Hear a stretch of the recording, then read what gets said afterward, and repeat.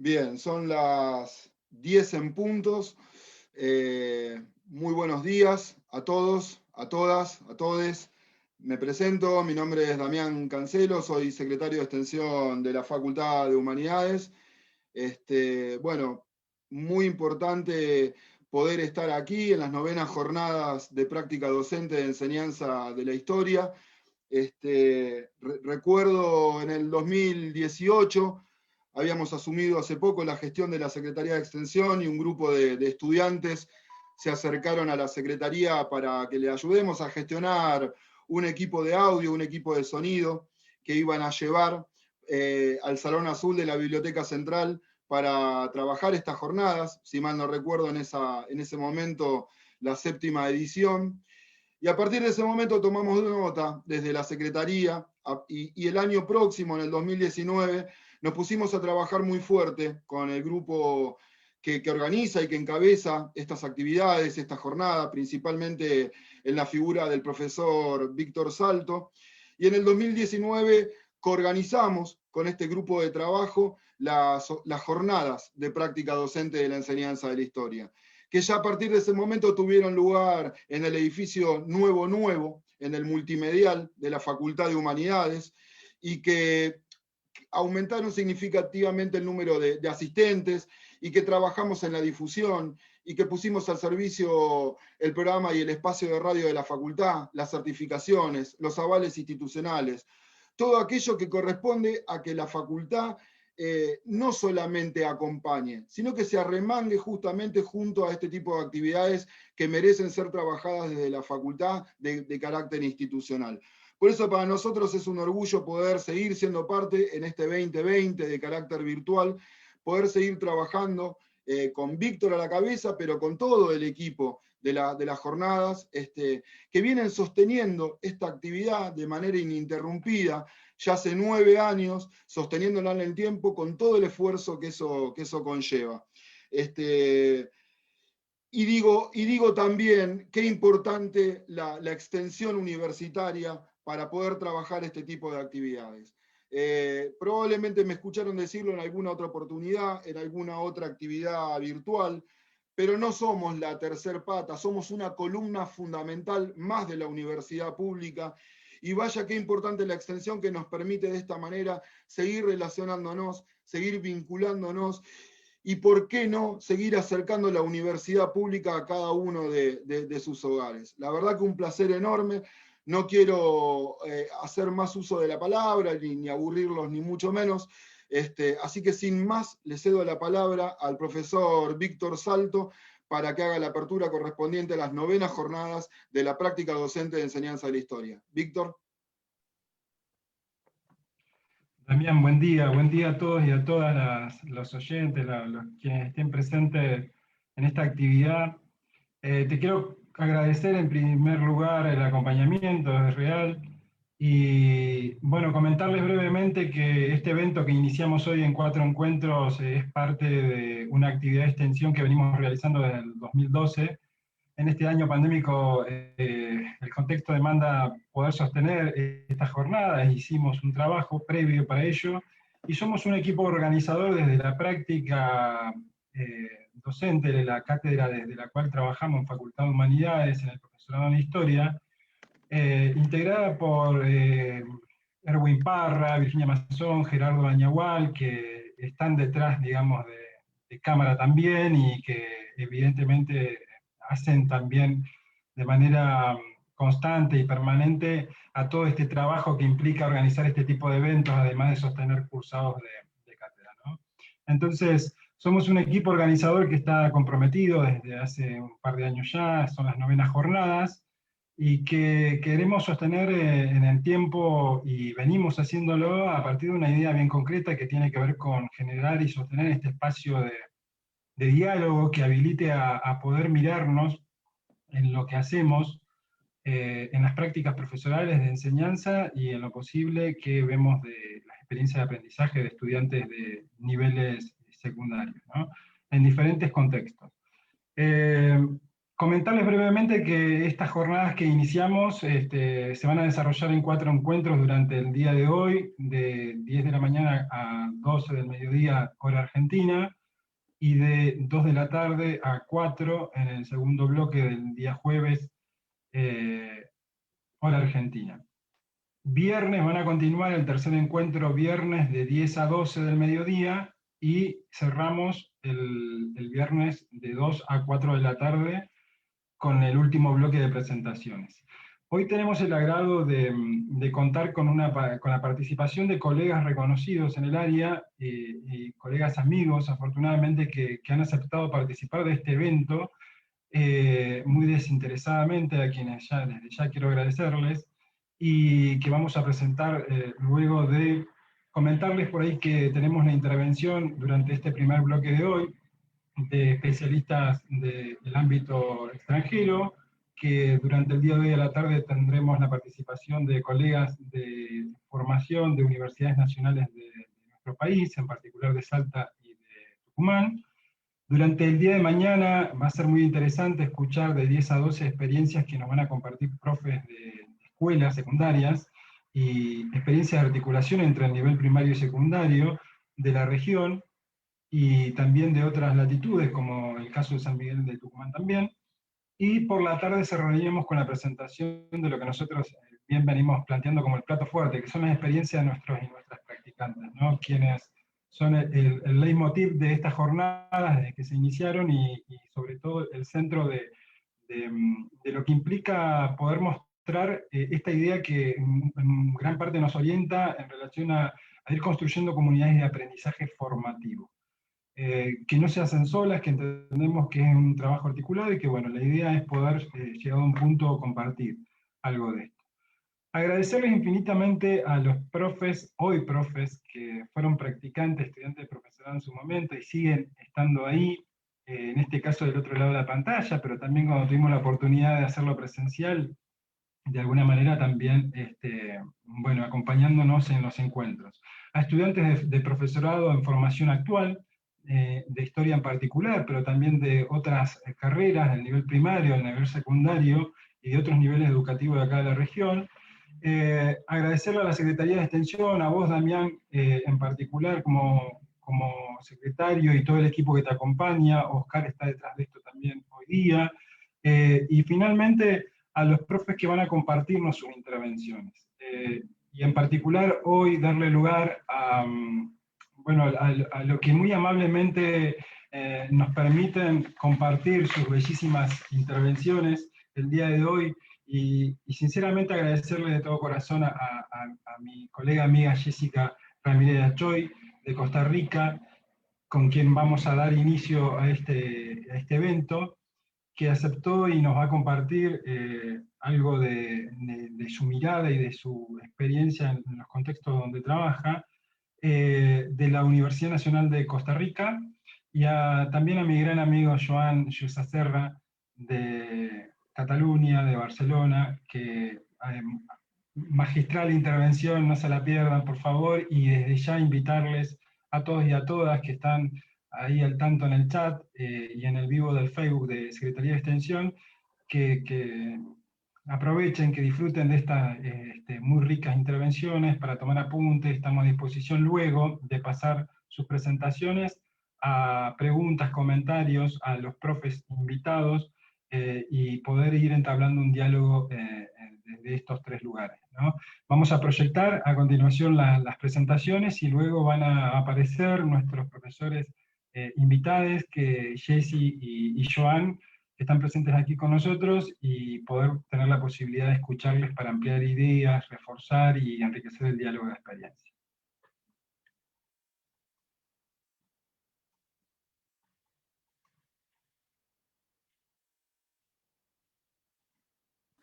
Muy buenos días a todas y todos allá en Argentina. Quiero empezar agradeciéndole a mi buen amigo Víctor Salto por invitarme a estas novenas jornadas de prácticas docentes de enseñanza de la historia y aprovechar para enviarle un cálido abrazo a todas las amigas y amigos de la Universidad Nacional del Comahue. Mi presentación habla o tiene por título Aprender a enseñar en tiempos de pandemia, los retos del profesorado en formación, y la he dividido en 4 apartados. En la primera hablaré de la escuela en cuarentena, es decir, esta escuela que nos ha cambiado en el contexto de la pandemia. Después hablaré de los retos de enseñar en tiempo de pandemia y los desafíos del profesorado en formación, para cerrar con una reflexión sobre cuál es la ruta que podemos empezar a reflexionar sobre estos retos. Bien, inicio hablando de lo que he llamado la escuela en cuarentena y utilizo una frase, una cita que Sebastián Pla publicó en un artículo que publicó este año, donde él nos dice que el modelo casi universal de la escuela tiene funciones básicas de regulación social, ¿verdad? Y esa regulación social está en torno a la cotidianidad. Por ejemplo, nos da los tiempos del día, la escuela nos indica cuándo son las vacaciones, la escuela es un lugar donde se cuidan a las niñas y los niños mientras sus familiares trabajan, pero también es un lugar que da sustento a millones de personas. Acá en América Latina conozco de países que han tenido políticas muy exitosas con los comedores estudiantiles. Pero además nos dice Sebastián Pla que la escuela tiene más de una cara y que también es un espacio donde las niñas, niños y adolescentes construyen sus propios mundos lejos de la mirada materna y lejos de la mirada paterna. Es decir, que con sus pares van creando y recreando esta sociedad y este mundo que tienen enfrente. Y en cierta manera eso democratiza el conocimiento que ellos y ellas están adquiriendo. La escuela en cuarentena es precisamente la escuela, pero sin esta etapa de socialización. La escuela, con sus funciones más prescritas, digámoslo así, o sus tareas están en desarrollar un currículum, en una evaluación estandarizada, pero tienen esta segunda parte de estar con el otro, con la otra, y poder entonces en conjunto ir construyendo esas visiones de mundo. La escuela en cuarentena nos quitó la sociabilidad y nos quitó esta etapa para poner a nuestros adolescentes y niños y niñas detrás de una pantalla. Y esto tiene sus repercusiones, ¿verdad? Porque nos pone a pensar, bueno, ¿cómo aprendemos ciencias sociales en una escuela que hoy está en la casa, que depende del apoyo familiar que el estudiante pueda tener, que depende también de los apoyos que sus maestros y maestras tengan para poder realizar unas clases que sean a distancia o que sean virtuales si hay acceso a Internet? Pero también nos pone a pensar en quién toma las decisiones de lo que sucede en el aula cuando no hay un aula. Siguen siendo las políticas curriculares las que manejan el sentido de la escuela, el significado de la escuela, o es el maestro o maestra atrás de su pantalla quien va a tomar esas decisiones. Y por último, bueno, ¿cuál es el tipo de formación que hemos desarrollado en este año 2020? Y aquí me refiero específicamente a la formación docente, porque nuestro estudiantado también hoy está detrás de una pantalla y está viviendo los retos, que es aprender desde sus casas, con herramientas que usualmente no se utilizaban, y a poner en práctica además esas herramientas para aprender lo que significa enseñar. Pero el reto va un poco más allá, porque la escuela en cuarentena también nos habla de lo que lo que hemos vivido en estas 2 décadas del siglo XXI. Una sociedad en crisis, y acá esto es algo histórico, porque todas las sociedades del pasado han estado en crisis. Lo que pasa es que hoy estamos ante un problema global y por tanto hemos tenido una situación sumamente atípica que ha reconfigurado incluso a la escuela. Y de esto creo que es importante hablar para poder comprender cuáles son los retos y los desafíos que hoy enfrentamos como maestras y maestros. Sin duda, otro gran reto es la brecha educativa y la expulsión de muchos estudiantes del sistema escolar. Y por supuesto, algo que me parece muy importante es esta incertidumbre del presente, porque todos los días hay algo nuevo, todos los días cambia temas en salud, temas en política, los debates en los que estamos inmersos e inmersas. Y esta incertidumbre del presente también nos genera un pesimismo hacia el futuro que le cambia el sentido a la escuela en su parte más humana, ¿verdad? ¿Para qué vamos a ir a la escuela cuando hay un futuro tan pesimista y tan negro o tan lleno de matices que no nos permiten visualizar, bueno, cómo vamos a enfrentar ese futuro desde el presente? Y acá entonces me preguntaba yo, ¿qué tanto toda esta realidad se diluye en el aula latinoamericana? Es decir, todo lo que estamos viviendo, la pobreza, el hacinamiento, muchos de los contagios en América Latina se han dado en barriadas donde la distancia social es imposible o donde el acceso a condiciones o a materiales higiénicos es muy complicado. También el tema del acceso al internet, ¿verdad? Que con eso se cree que se solucionan los problemas de la escuela, la deserción, expulsión de estudiantes del sistema educativo, el hambre o la desnutrición, como lo estamos viendo ahora mismo en muchos países, entre estos Guatemala, las migraciones también, y hablo de Centroamérica, que es una región que expulsa a su población y que al cerrarse las fronteras, las personas que buscan alguna oportunidad en otros países, pues han tenido que quedarse encerrados con el hambre, con la falta de empleo y con la falta de oportunidades.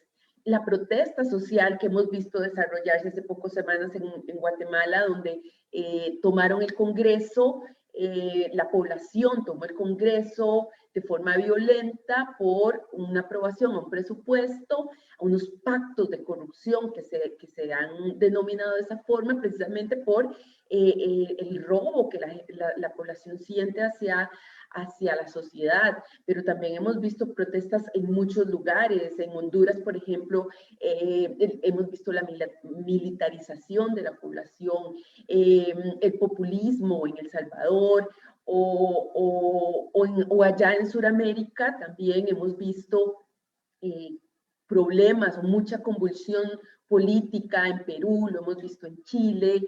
Entonces, ¿cómo toda esta realidad la llevamos al aula precisamente para entender la incertidumbre del presente?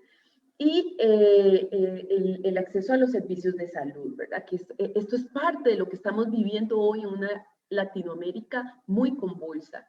Y a eso le sumamos los desafíos de enseñar, ¿verdad? Que nos dan un currículum prescrito donde esta realidad se diluye y como ese currículo está basado en contenidos factuales, no podemos traer a la realidad, no podemos traer el presente y discutir y reflexionar qué es lo que está viviendo nuestro estudiantado. Por tanto, tenemos estudiantes frente a una virtualidad que se aburren mucho, que aprenden contenidos, pero es que esos contenidos no están siendo utilizados para entender lo que hoy sucede, que se evalúan de una forma estandarizada y que además se estudian o se tratan de legitimar ese tipo de aprendizaje a través de informes que nos ponen a hacer a los profesores y profesoras que al final no tienen ningún uso práctico. Sin embargo, tenemos como docentes unas fortalezas que están en la toma de decisiones didácticas y curriculares, es decir, lo que pasa en el aula. Y en este sentido, tenemos una gran autonomía para tomar decisiones. Stephen Thornton decía que una vez que se cierra la puerta del aula, él o la docente tiene una gran autonomía para tomar decisiones de qué contenido va a dar, cómo lo va a dar y qué tipo de reflexión va a realizar con su estudiantado. En este sentido, otra gran fortaleza que tenemos las y los docentes es el conocimiento del contexto en el que estamos trabajando. Y creo que esa es una de las mayores cartas que tenemos para poder reflexionar sobre lo que se vive en nuestras sociedades y hacer de las ciencias sociales una materia que tenga una aplicación directa con el estudiantado. Y esto nos permite reflexionar nuestras prácticas y tomar conciencia, sobre todo, de las decisiones que estamos realizando. En este sentido, la escuela en cuarentena nos viene a reflejar tres cosas. Primero, las nuevas formas de aprendizaje, o lo que se ha querido llamar virtualidad, pero ha sido una virtualidad medias. Siempre le ponemos algún adjetivo a la virtualidad. En mi universidad le llamamos virtualidad remota a procesos de enseñanza que se dan a través de computadora. También nos pone a pensar en que tenemos hoy una escuela diferente, con unas características diferentes, sin embargo, seguimos desarrollando los mismos procesos de enseñanza. Es decir, seguimos apegados a unos programas de estudio y a unos contenidos que han variado mínimamente, pero no lo suficiente para poder llevar esa realidad social a las aulas. Y por último, estamos en una escuela donde las herramientas digitales vienen a resolver el problema educativo cuando en realidad no estamos hablando de los problemas didácticos y del significado y los cambios que ha implicado la escuela en la sociedad actual. Por eso yo me cuestiono si realmente el acceso al Internet va a resolver los problemas de la escuela en cuarentena. Yo creo que mejor deberíamos estar hablando no solo de temas técnicos, que por supuesto los ocupamos, pero deberíamos estar reflexionando sobre los métodos de enseñanza que aplicamos, sobre la estandarización de los aprendizajes, sobre el papel del docente y la subordinación a las políticas curriculares y a esa multiplicación de funciones en la que hemos caído, esa burocratización. Pero también deberíamos estar reflexionando el qué y el para qué de la escuela. Yo he visto experiencias en países centroamericanos donde son equipos de compañías multinacionales en tecnologías de informática que capacitan a las y los docentes y les enseñan a usar herramientas, pero esto es insuficiente para resolver los problemas que hoy enfrenta la escuela. En este sentido, yo siento que hay que repensar esta escuela en cuarentena, tomar la pandemia como un escenario para repensar las desigualdades sociales que hoy más que nunca las tenemos de frente, repensar las funciones del currículo prescrito, que deje de ser una normativa y que empecemos a imaginarnos otras funciones que le damos como docentes a ese currículum y sobre todo trabajar desde la colectividad, es decir, desde nuestras experiencias, desde compartir estas experiencias, desde la sistematización de lo que nos sucede, poder pensar colectivamente el cambio y el significado que le damos a nuestra materia, ciencias sociales, y el significado de la escuela que hoy ocupamos, porque hay muchos niños y niñas que hoy requieren que como docentes estemos pensando esta escuela. En este sentido, yo creo que ocupamos construir una escuela que sea interdisciplinaria. Por ejemplo, decía un pedagogo italiano, ¿por qué no estudiamos y aprovechamos este tiempo para analizar, por ejemplo, la pandemia desde sus componentes biológicos, desde sus componentes sociales? Analicemos qué es un virus, cómo nos ha afectado a lo largo de la historia y construir ese conocimiento desde muy diversas ópticas. Pero también ocupamos una escuela que democratice el conocimiento aún más, que le dé insumos al estudiantado para entender ese presente y que se ubique, y que además le permita hacer ciencia y cultura. Y por ciencia me refiero a que pueda utilizar las herramientas de las ciencias sociales para pensar el mundo, y específicamente a pensar históricamente, geográficamente, socialmente. Y por supuesto, una escuela donde las y los docentes seamos intelectuales. Es decir, que tengamos la conciencia de poder analizar nuestros discursos sobre la escuela y de lo que estamos haciendo en el aula. En este sentido, yo considero que los retos de aprender a enseñar siguen siendo los mismos de siempre. Hoy, en medio de la pandemia, todavía nos preguntamos qué es ciudadanía. y nos preguntamos cómo llevar la realidad sociopolítica al aula. Nos preguntamos cómo trabajar con los currículos prescritos que tenemos y construir otras formas de pensar curricularmente y cómo reflexionar nuestras prácticas docentes. Y ya el querido maestro Pallés nos lo había dicho desde el 2004. Él nos había dicho que los retos de la enseñanza del pensamiento social está primero en la naturaleza del conocimiento social, segundo en la dicotomía entre información y comprensión. Y acá hay algo muy importante porque nuestro estudiantado se está informando desde fuentes no veraces.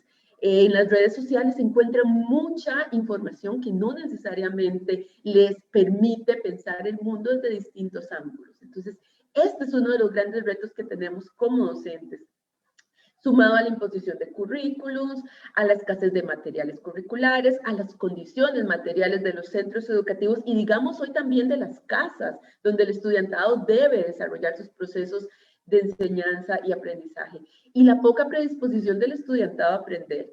En este sentido, él en 2009, el maestro Pallés nos decía, el objetivo es educar ciudadanos comprometidos que sepan lo que están haciendo y lo hagan junto con los demás para construir un mundo más justo, más solidario y mucho más igualitario que el que tenemos actualmente. Y en 2018 le hablaba directamente a las y los estudiantes en formación. Decía, es importante formar al futuro profesorado para que sepa analizar e interpretar qué historia está enseñando y cuál es su racionalidad. Esta reflexión no se traducirá en un cambio de sus prácticas si no va acompañada de una reflexión sobre su papel como docente y el papel de su alumnado como aprendices. Y esto nos permite pensar, esta cita nos permite pensar en la versatilidad de lo que es un docente, que al fin y al cabo debe adaptarse a todas las condiciones. Hoy estamos en un contexto de pandemia que es muy visible porque lo vivimos a nivel global, pero todos los años hay cambios y todos los años hay transformaciones sociales donde la escuela no está ausente. Entonces, él y la docente ha de aprender a adaptarse a estos cambios, pero además ha de desarrollar un pensamiento creativo para crear alternativas a partir de los contextos donde se ubique. También debe tener mucha claridad sobre el para qué enseñar historia, geografía y ciencias sociales y no solo cuál es su discurso, sino cómo aplica ese discurso en el aula y proponer unas prácticas centradas en la ciudadanía y la justicia crítica. Y la justicia social. Estas son las rutas que he imaginado que podemos trazar para abrir el debate. Con esto termino mi presentación y les agradezco la atención y empezamos el debate y el diálogo en estos momentos. Hola, buenos días a todos y todas. Un saludo desde Barcelona. Mi amigo y colega Víctor Salto me propuso hace unos días de compartir con todos ustedes mi experiencia como profesor en una situación tan excepcional como estamos viviendo globalmente, una situación extraordinaria, una situación de pandemia, una situación que pocos habíamos esperado unos meses atrás. Para ello voy a ayudarme de una pequeña presentación en PowerPoint. Espero que me la puedan seguir perfectamente y que no haya problemas técnicos. Bien, como ven, el título de mi presentación es Enseñar historia en tiempos excepcionales. En ese sentido, decirles que mi nombre es Joel Llussà Serra. Soy profesor de secundaria y a su vez soy profesor de la Facultad de Educación de la Universidad Autónoma de Barcelona y de la Universidad Manresa en formación del profesorado. En un caso, en la Universidad Autónoma de futuros profesores de educación primaria y en el caso de Manresa, en el futuros profesores de educación infantil. Pero quisiera explicarles mi experiencia como profesor de secundaria, básicamente como profesor de ciencias sociales en educación secundaria, porque creo que ello les puede ser mucho más útil que como profesor de universidad. En cualquier caso, durante el curso escolar 2019-2020, este curso se venía desarrollando con toda normalidad, es decir, de forma presencial, desde el mes de septiembre hasta el mes de marzo. Nosotros acá, nuestros cursos escolares van de septiembre a junio. Y entonces julio y agosto tenemos vacaciones de verano, que llamamos, y reemprendemos el mes de septiembre. Pues bien, en el curso 2019-2020, como les decía, vimos con total normalidad hasta marzo de 2020. Eso pasó el día 14 de marzo. Estábamos todos en clase y empezaron a circular rumores de que teníamos que dejar las aulas, que por la tarde ya no volveríamos, que quizás sería el lunes, los típicos rumores que hay siempre. En cualquier caso, el día 14 de marzo, alumnos y profesores de todos los niveles educativos en Cataluña, desde infantil a universidad, quedamos confinados a nivel domiciliar. Cabe decir que ese día todos pensamos que probablemente pasaríamos tan solo unos días en casa y que volveríamos a la normalidad a más tardar en una semana o 15 días. Pero no fue así. De hecho, los chicos y chicas cuando se marchaban para casa creían pasar unos días de vacaciones y volvería todo a la normalidad. Pero como les decía, no fue así. Sino que la situación real en Cataluña era mucho más grave de lo que nosotros conocíamos. Se había descontrolado el tema de la pandemia y el empeoramiento del número de infectados, ingresados y muertos se agravaba día a día, semana a semana. Por lo tanto, el confinamiento se haría cada vez más y más estricto. Dada esta situación, de pasar a pensar que tan solo tardaríamos unos cuantos días en casa a que probablemente la situación se alargaría durante varios meses, debíamos asegurar la educación en todos los niveles, puesto que, como os decía, aquello que parecía transitorio pasaba a ser algo de larga duración.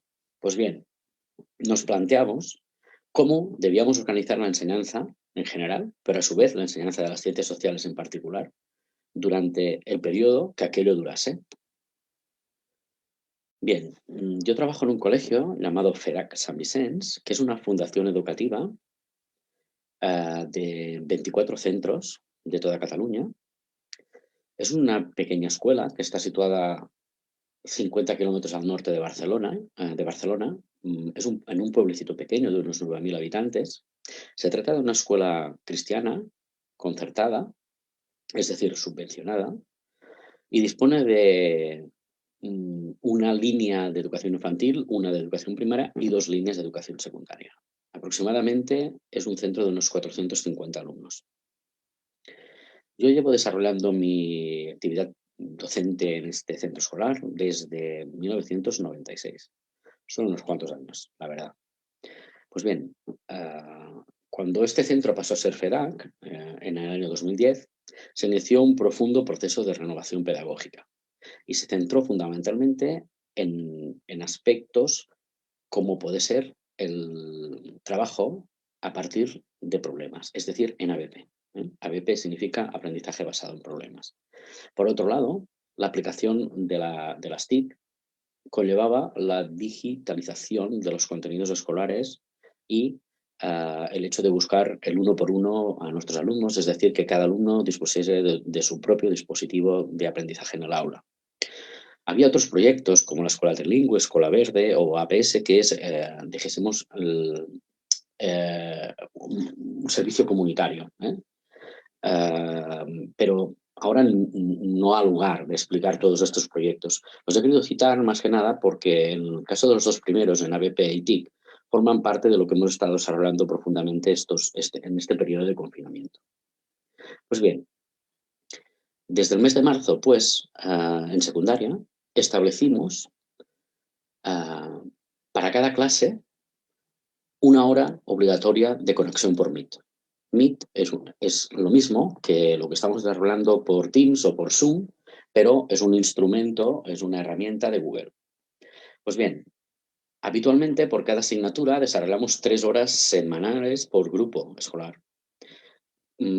Así que de estas 3 horas determinamos que en una, de forma obligatoria, tendríamos un Meet, por lo tanto, un contacto a través de cámara online con nuestro alumnado y las otras 2 horas serían para desarrollar el trabajo que en esta sesión se pautase.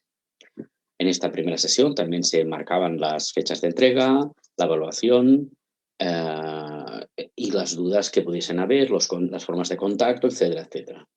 Por lo tanto, los alumnos recibían las pautas en una sesión, la desarrollaban en otras 2 sesiones o aquello que fuese necesario, nos las enviaban, los corregíamos y les devolvíamos el trabajo a través de mail o del Classroom.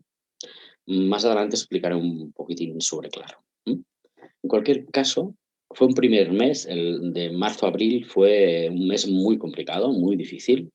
Los mails de los alumnos eran continuos, las dudas no paraban de llegar a través de correos.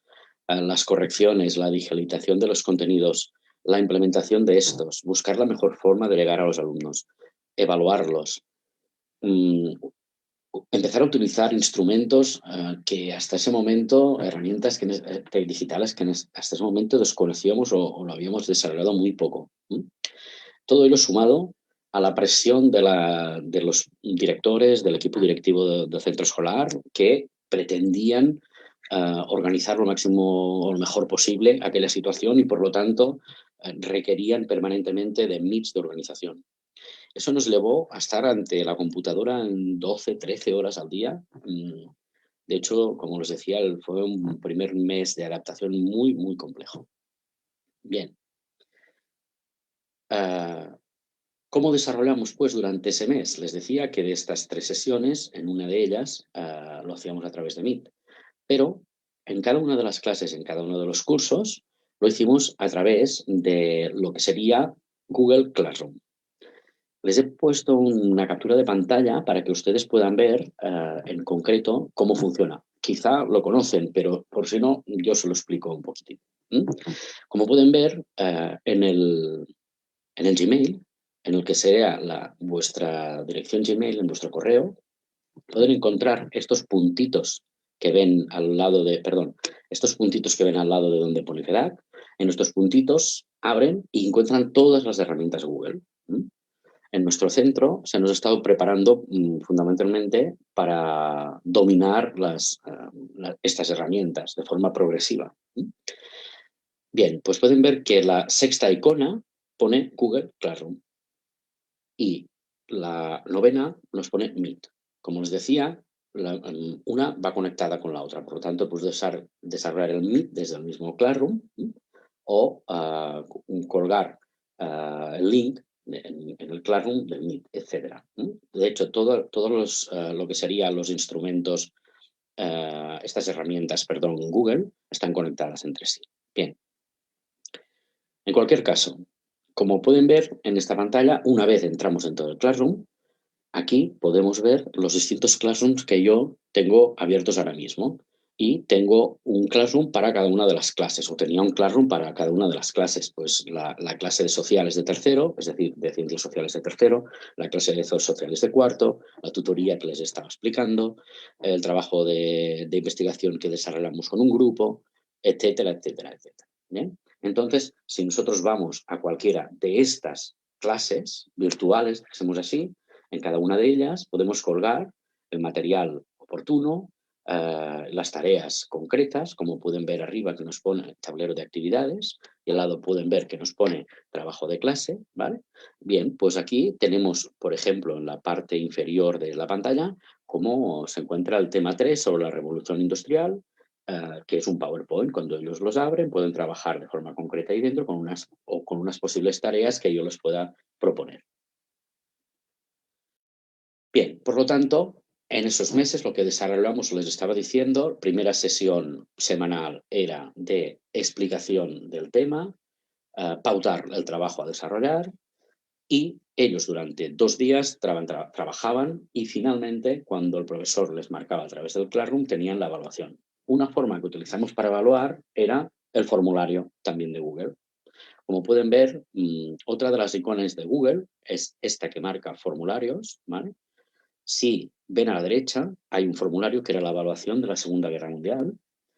Lo bueno que tiene estos formularios es que se marca el sistema de autoevaluación y si previamente lo has desarrollado correctamente, pues rápidamente ellos mismos y el profesor recibe el número de respuestas correctas.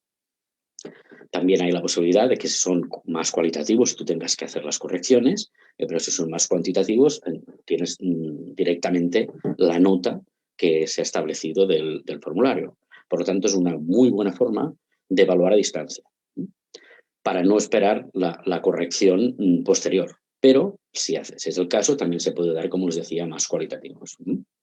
Pues bien, durante este curso 19-20, durante estos 3 meses seguimos desarrollando esta forma de trabajar, estos trabajos semanales, las entregas, las correcciones y las evaluaciones a través de los formularios. Terminamos pues el curso 19-20 de la igual forma que habíamos diseñado desde el mes de marzo. Fueron 3 meses donde de forma progresiva todos, alumnos y profesores, nos fuimos acostumbrando a desarrollar un sistema de enseñanza y aprendizaje online con sus ventajas y sus problemas. Bien, contábamos poder terminar el curso presencialmente, aunque fuesen un par de semanas, para cerrarlo adecuadamente, pero no fue así. Se cerró el curso totalmente online. De hecho, los alumnos de cuarto de secundaria no pudieron desarrollar su viaje de final de estudios a Londres, no se pudo hacer la graduación preparada para ellos, no pudimos hacer ninguna de las actividades que habitualmente en el cierre del curso desarrollamos. Y bien, una vez cerramos el curso, ¿qué observamos? ¿Cuáles son las conclusiones a las que pudimos llegar? En ese sentido, pienso que este punto es muy importante. La valoración que hicimos en el conjunto de profesores de mi centro escolar y por cada una de las etapas en concreto nos llevó a algunas conclusiones como las que les presento. En primer lugar, todos llegamos a la conclusión que enseñar y aprender en línea no es lo mismo que enseñar y aprender presencialmente. Y una cosa que parece obvia, en realidad no lo es tanto. Lo que está claro es que no podemos pretender desarrollar el mismo temario ni la misma metodología que estando en el aula, porque entonces fracasamos. Si nosotros lo que queremos es seguir explicando lo mismo que explicábamos y evaluando de la misma forma que evaluábamos, vamos a fracasar. La segunda conclusión a la que llegamos, y no porque la había puesto la 2 será menos importante, sino que probablemente es la más importante, es que no podíamos dejar ningún alumno atrás. No podíamos dejar atrás a nadie. En ese sentido, y aquello que a veces damos por hecho, que la mayor parte de los alumnos disponen de todos los recursos necesarios para hacer un seguimiento escolar en línea, no fue así. Y después de mirar detenidamente qué estaba pasando, también nos dimos cuenta que había una serie de alumnos que no tenían conectividad o que sus PCs no funcionaban o que tenían problemas de horarios o que en su casa no tenían espacios para poder desarrollar correctamente una actividad en línea. Por lo que si la cosa se perpetuaba, a pesar de nuestros esfuerzos en esos 3 meses, si la cosa continuaba, nosotros debíamos asegurarnos que eso mejorase seguro en un futuro. Otra de las conclusiones a las que llegamos es que el alumnado, en su mayoría, cambia su rol. Es decir, algunos alumnos que en las aulas son disruptivos, que presentan problemas de motivación, que presentan problemas de atención, que presentan problemas de disciplina, en cambio, en las conexiones por Meet desaparecían. Estaban allí, pero no presentaban ninguna forma disruptiva en el grupo. La cosa nos sorprendió mucho, ¿no? Por contra, alumnos muy inseguros y poco participativos en el aula agradecían profundamente este sistema e incluso algunos participaban mucho más activamente que en el aula. Fue sorprendente también ver cómo los resultados académicos se modificaban. Es decir, algunos alumnos mejoraban claramente la evaluación. Probablemente porque en sus casas tenían menos distracciones, porque tenían mayor ayuda familiar de un hermano, de una hermana, de los padres, o porque tenían mayor seguridad en la distancia. Por contra, otros alumnos, muchas veces brillantes en la presencialidad, bajaban su rendimiento, presentaban dudas y perdían claramente esta seguridad de la que estábamos hablando. Por lo tanto, debíamos pensar que la situación era claramente distinta en la forma de aprender y en la forma de evaluar, porque que los resultados se presentasen tan claramente modificados es que había algo que estábamos haciendo diferente, ¿no? Bien, número 5. Las familias necesitaban y necesitan sentirse claramente apoyadas por la escuela y por los profesores. Y saber que sus hijos y que sus hijas siguen un adecuado proceso de enseñanza y aprendizaje. Es decir, que esta situación no puede dejar que sus hijos pierdan un curso escolar. O no podemos permitir que sus hijos dejen de aprender algunos aspectos que consideran centrales y esenciales. Por lo tanto, el acompañamiento del alumnado es muy importante y debería hacerse no solo académico, sino también a nivel personal y afectivo. El papel del profesor tutor, por lo tanto, es fundamental. Acá, en Cataluña y en España, tenemos un profesor que es el que hace el seguimiento a un grupo concreto escolar, que se llama profesor tutor. En este caso, yo era profesor tutor de los alumnos de cuarto. Para eso tenía 26 alumnos y en esos 3 meses, aparte de los meet semanales con los alumnos, tuve como mínimo una reunión con cada familia para saber cuál era la situación de sus hijos, cómo se encontraban, cómo estaban llevando la situación, más otra reunión para cada una de las familias para darles online las notas finales, la evaluación final. De hecho, las familias se sintieron muy apoyadas y creo que eso es un aspecto que se debe tener muy en cuenta en el trabajo online. Sexta conclusión. Las propuestas que hagamos a nuestros alumnos, como les decía, no pueden ser las mismas que las del aula y deben de ser muy motivadoras. Tienen que ser propuestas que planteen retos al alumnado, pero a su vez que les permitan también un trabajo colaborativo para escapar esa soledad que genera el trabajo en línea. Por lo tanto, actividades motivadoras que presenten dificultades en sí mismas, que presenten un reto para el alumnado y que impliquen el trabajo colaborativo, deberían ser el centro de las tareas que nosotros planteemos.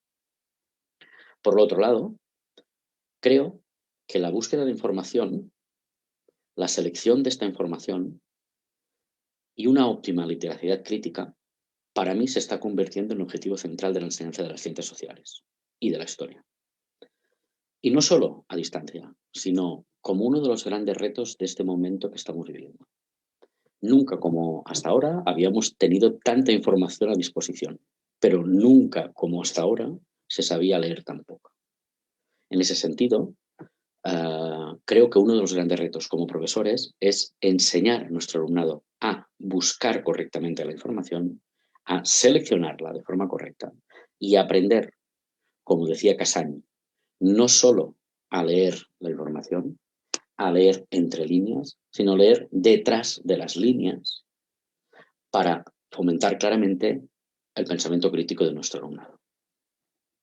Para terminar estas conclusiones, para mí fue evidente que en el trabajo online, la docencia online, perdemos fuerza, perdemos expresión, perdemos gestualidad, perdemos complicidad, miradas entre alumno y profesor que ayudan, pero la pérdida de estos aspectos centrales, para mí está claro que dificultan la comprensión. Los vídeos, los tutoriales, a pesar de que pueden servir de soporte, no son lo mismo. Se sigue perdiendo este feedback entre alumno y profesor que no existe de ninguna forma online. Pero bien, debemos adaptarnos a nuevos tiempos, a nuevas circunstancias. Teniendo en cuenta estas conclusiones, cerramos el curso en el mes de julio, en plena desescalada y el inicio de las vacaciones de verano. Y cuando los alumnos ya estaban de vacaciones, el profesorado de toda Cataluña y también de mi centro escolar desarrollamos un nuevo modelo llamado Triplex. ¿De qué se trata? ¿De qué se trata el Triplex? La idea es que debíamos establecer 3 modelos de programación. No sabíamos qué pasaría. Estábamos en plena desescalada, pero todos los rumores planteaban que seguramente en octubre, noviembre, volveríamos a tener una situación complicada. Por lo que debíamos prepararnos de cara al curso 2021. De ese modo, durante el mes de julio establecimos, como les decía, 3 modelos de programación. 1, que fuese 100% presencial. 2, que fuese 100% online. Y 3, donde parte del alumno estuviese desarrollando su actividad académica online y el resto presencial. Para el modelo 1, se trataba pues de desarrollar la programación de la que ya disponíamos, la programación habitual del aula, con el mismo temario, el mismo modelo pedagógico, el mismo sistema evaluativo, con toda normalidad. Eso sí, con las medidas higiénicas y de seguridad oportunas. Para el caso 2 y 3, es decir, en el caso del confinamiento de todo el centro escolar o bien de alguno de sus grupos, establecíamos lo que llamamos modelo PALSE. ¿Y qué es el PALSE? El PALSE es un plan de aprendizaje en línea de situación de emergencia. En ese sentido, desarrollamos diversos proyectos interdisciplinares de unos 14 días, uno por cada nivel escolar, por lo tanto, uno para primero de ESO, uno para segundo, uno para tercero y uno para cuarto. Por lo tanto, en la creación de un Classroom por nivel y, a su vez, de un Genially para cada uno de estos niveles. La situación de la pandemia en Cataluña y España en agosto estaba en retroceso. Pudimos pasar nuestras vacaciones más o menos con cierta normalidad, pero a mediados de septiembre retomábamos las clases y debíamos hacerlo en plenas garantías. Para ello, el gobierno de la Generalitat marcó unas pautas basadas en grupos burbuja. ¿De qué se trataba? Pues en intentar separar en grupos de unos 20 alumnos aproximadamente, sin contacto entre ellos. De manera que los alumnos, por ejemplo, de tercero ESO A no tuviesen contacto con los alumnos de tercero ESO B o con los alumnos de cuarto ESO A. Para ello, ni en las horas de recreo, ni en las de comedor, ni por supuesto en las aulas, ni en las optativas, ni en las complementarias, ni en ningún tipo de horas, estos grupos se mezclan. Para ello, que dotaron a la escuela de unos protocolos sanitarios de seguridad, aumentaron la ratio de profesorado, especialmente en infantil y primaria, y marcaron unas pautas de limitación de los contactos y las distancias de seguridad, las mascarillas, etc. El objetivo era evitar a toda costa el cierre de los centros de enseñanza y, por tanto, buscar de tener asegurada la presencialidad a todos los niveles escolares. Los padres, entre marzo y junio, habían protestado enormemente por el hecho de que no podían dejar a sus hijos o hijas solos en casa, que no todos tenían abuelos y abuelas, que no todos tenían hijos de 15 y 16 años, que también los había pequeños, que no todos podían responsabilizarse de lo que pasaba con sus hijos en casa, etcétera, etcétera. Por lo que la presencialidad en la escuela se convirtió en algo prioritario en España. Ello hizo, pues, que se aumentasen los recursos, las limitaciones, las formas de trabajar, pero se ha llegado a decir políticamente en prensa, en televisión, que lo último que va a cerrar van a ser las escuelas, si pasa algo. ¿Bien? Dicho eso, desde el mes de septiembre, que iniciamos el curso escolar en educación infantil, primaria y secundaria, desarrollamos un 100%, o sea, una enseñanza y aprendizaje un 100% presencial. Eso sí, desarrollamos un claro protocolo de sanidad, de seguridad. Todos los profesores y alumnos van con lo que ustedes llaman barbijo, o sea, mascarilla. Les ponemos gel hidroalcohólico al entrar a la escuela. Se les toma la temperatura cada mañana. Se aseguran estos grupos burbuja a lo largo del día. Se pone gel hidroalcohólico al volver de recreo. Si van al baño, se hace siempre de forma individual, nunca puede haber 2 personas en el baño, etcétera, etcétera, etcétera. Bien, pues desde ese momento, si se da un caso positivo, se desarrollan pruebas PCR, son pruebas para detectar positivo de COVID, se desarrollan estas pruebas a todo el grupo y el grupo se confina durante 10 días. Inicialmente eran 14, ahora han pasado a ser 10. En muchos casos, ¿vale? Esos alumnos se les ha hecho la PCR y han dado todos negativo, pero como han estado en contacto, se mantienen estos 10 días de confinamiento. Bien, a título de ejemplo, en FEDAC Sant Vicenç desde septiembre se ha confinado un grupo de infantil de 4 años, 2 de educación primaria y 3 de educación secundaria.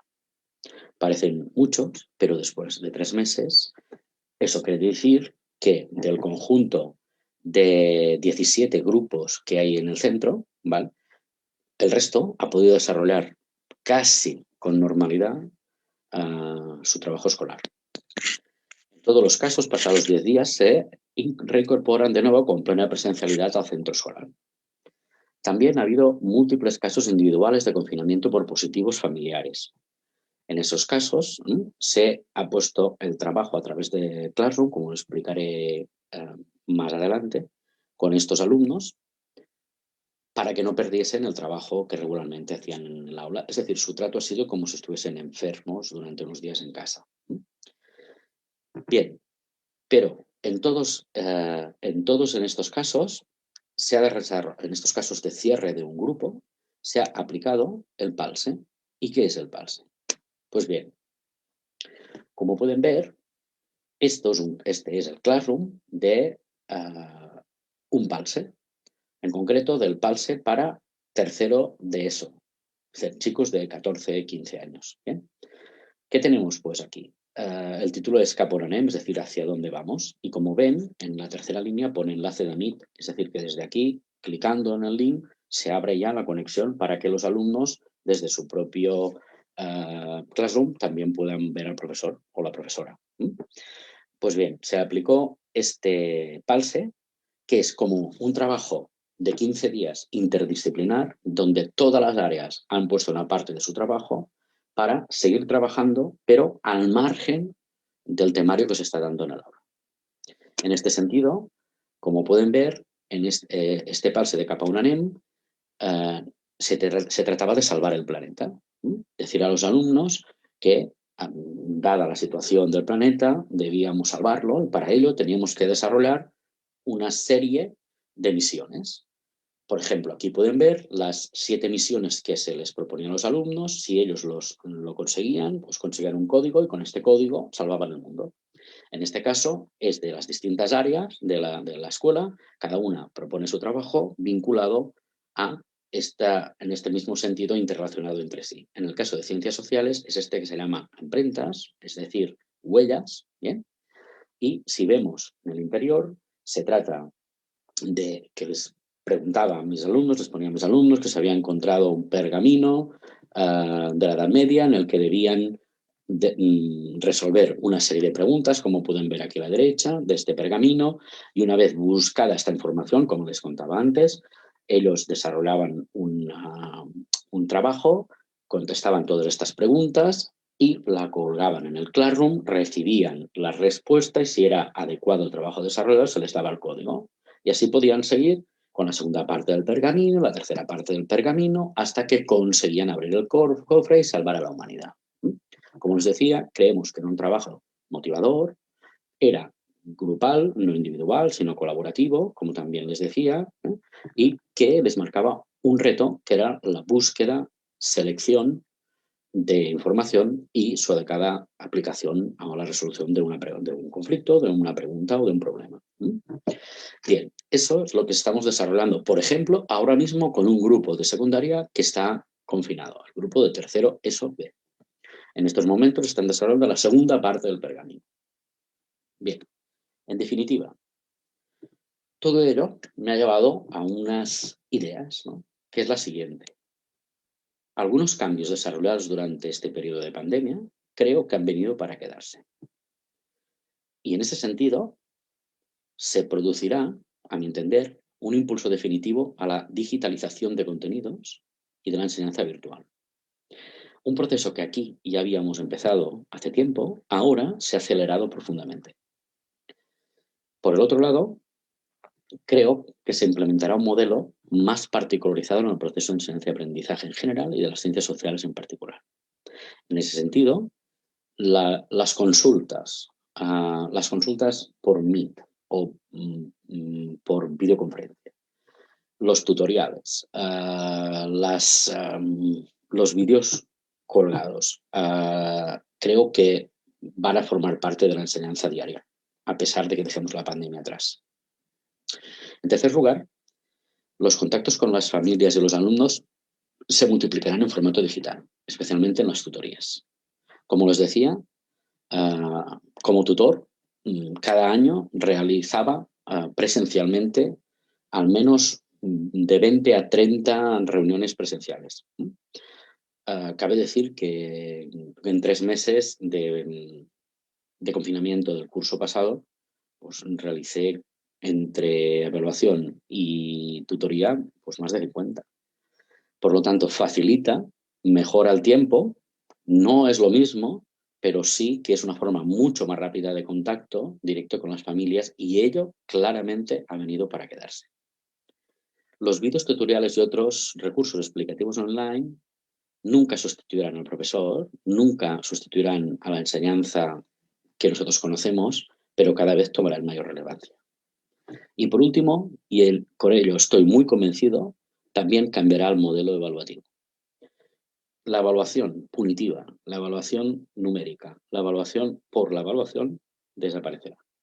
Estamos teniendo claramente a un sistema de autoevaluación, un sistema de evaluación formativa, reguladora y autorreguladora. Y creo que este sistema online la ha beneficiado claramente. En definitiva, nos ha tocado vivir, y de hecho estamos viviendo aún, un momento complicado, pero tiene sus claros y tiene sus oscuros. Y creo que sus claros debemos entenderlos en positivo y aplicarlos a la enseñanza en general, pero también de la historia en particular. Y los oscuros, mirar de encontrar nuevas soluciones para mejorar estos aspectos que por ahora no hemos encontrado solución. Bien, hasta aquí mi presentación. Espero que les sea útil para sus propios trabajos como profesores, sean de primaria, secundaria o de cualquier nivel educativo. Muchísimas gracias a todos y todos y hasta pronto, Argentina. Ya sabe mi amigo Víctor que la amo profundamente, que cuando pueda volveré. Hasta pronto. Muchas gracias.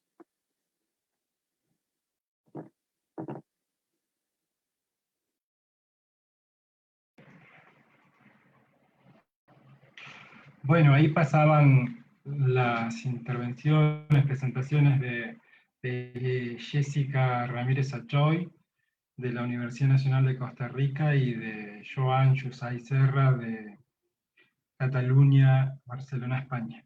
La verdad que un lujo escucharles, Jessy, Joan, muchísimas gracias por estar en este momento con nosotros y nosotras. Hay algunos comentarios en línea. Antes que nada, buenos días, buenas mañanas, en realidad, Jessica.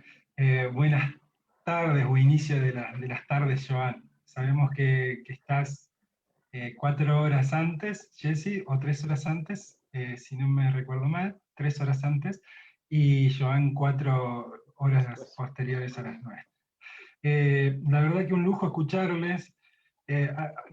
Podemos pasar en limpio sobre varias cuestiones. Quisiera, antes que nada, comentarles que, bueno, además de saludos y de los buenos días desde Tucumán, desde Córdoba, desde saludos acá regionales del Alto Valle, de colegas de escuelas de acá que le están saludando por el Facebook, algunos comentarios.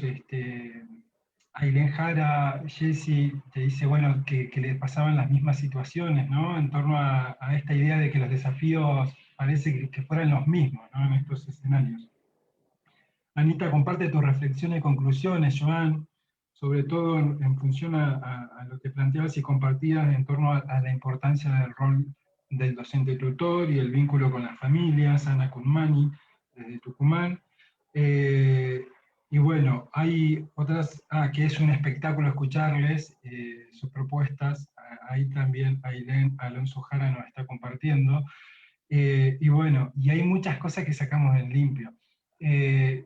Quisiera, en definitiva, invitarles en principio a aportar alguna claridad más o algo sobre lo cual quieran poner el foco y un poquito más de atención a partir de lo que han presentado en sus respectivas presentaciones. No sé, Jessica, si querés.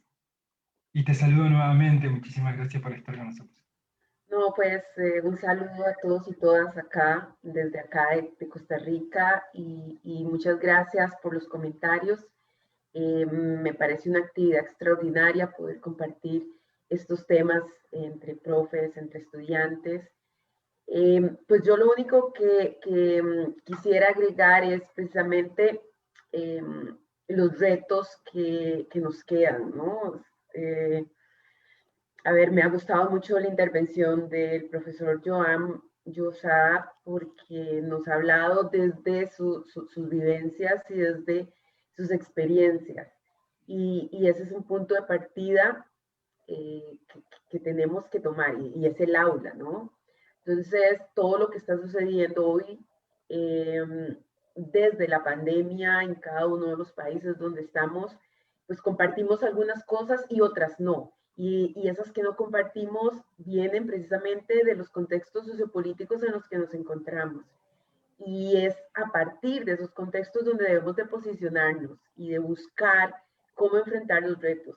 Hay algunas rutas que son muy generales y que desde la teoría las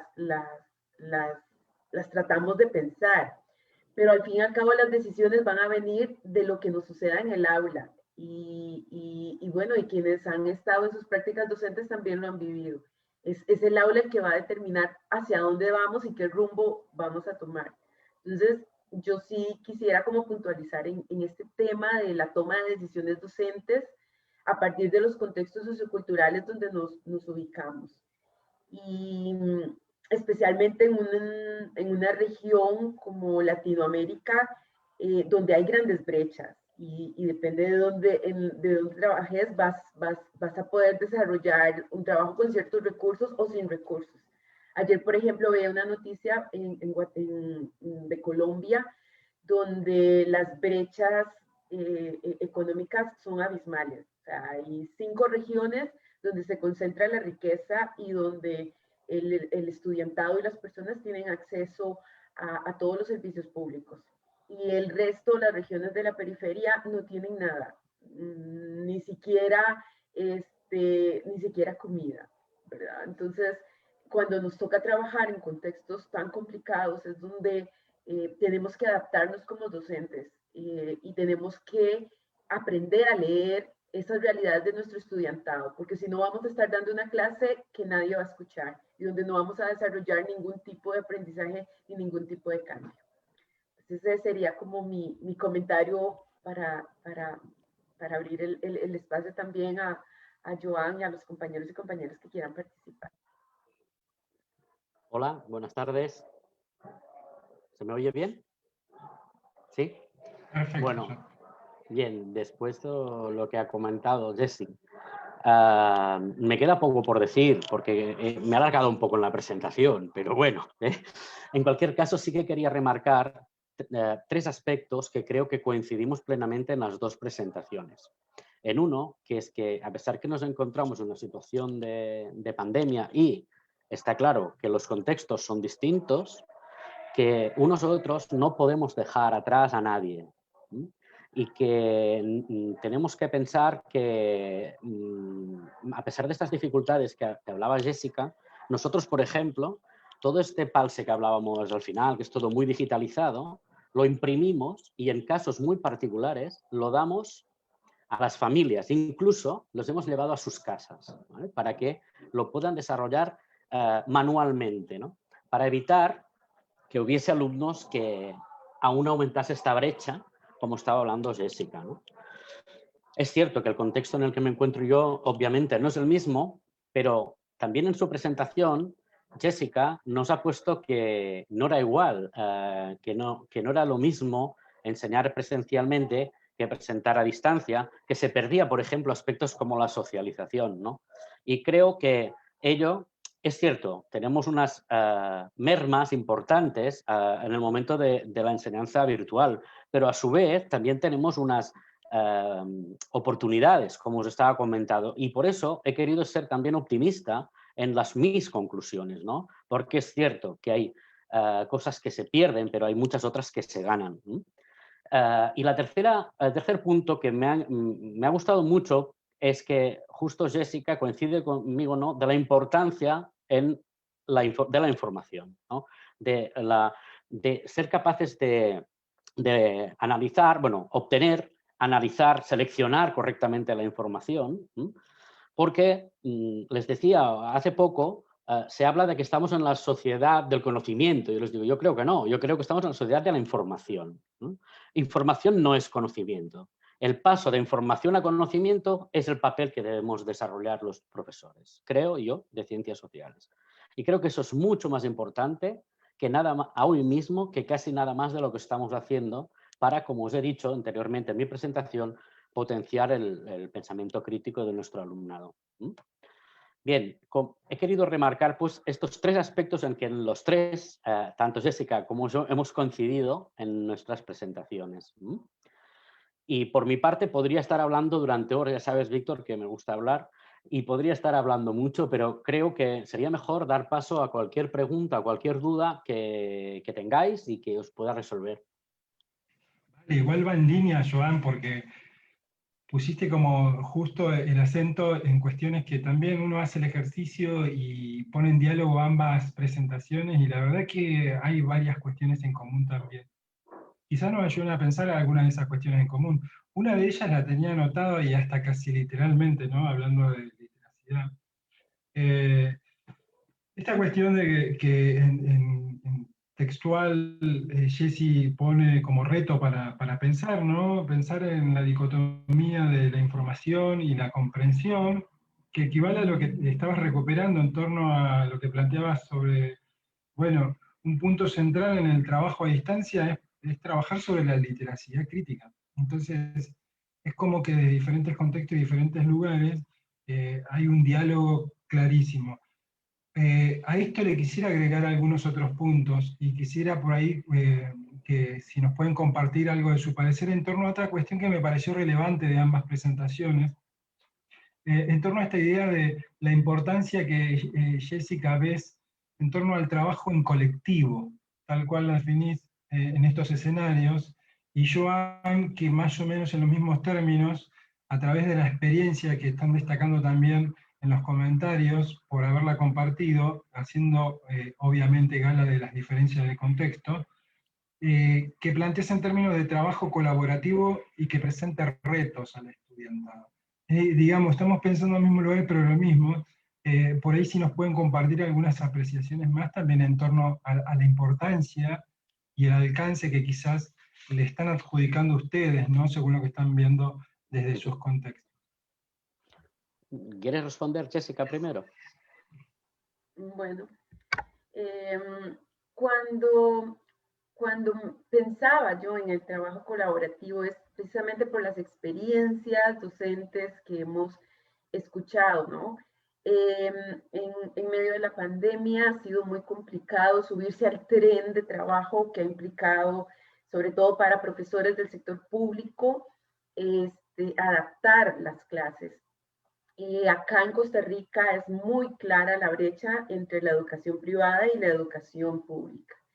Y quienes han estado en la educación pública han tenido que adaptarse porque la mayor parte del estudiantado no cuenta con acceso a un computador o a un celular con internet. Entonces acá se establecieron cuatro tipos de estudiante. El que no tenía absolutamente ningún tipo de acceso tecnológico, el que tenía celular pero no tenía internet, el que tenía computadora pero no tenía internet, y el que tenía computadora e internet, y estos eran los menos. Entonces al final se decidió trabajar en educación a distancia y se hacen lo que se llamó unas guías autónomas de trabajo, donde al estudiantado que podía conectarse se le subían por Teams y el estudiantado que no, entonces se le daban físicas en cada uno de los colegios. ¿Y qué sucedió? Bueno, sucedió que se pasó el sistema presencial a estas guías y el estudiantado terminó con cualquier cantidad de trabajo. Por semana tenían que contestar 13 guías donde tenían que hacer resúmenes de temas, de los temas que estaban en el programa de estudios, porque el programa de estudios no se tocó. ¿Qué sucede acá? Bueno, tenemos dos actores. Uno, el estudiantado, ¿verdad? Con mucha sobrecarga de trabajo. Yo dudo que se hayan desarrollado procesos de aprendizajes y un estudiantado que se aburría. Y por el otro lado, tuvimos a un profesorado con una sobrecarga de trabajo exagerada, porque además de hacer las guías, tenía que revisar las guías de sus estudiantes y presentar informes individualizados a las autoridades del colegio.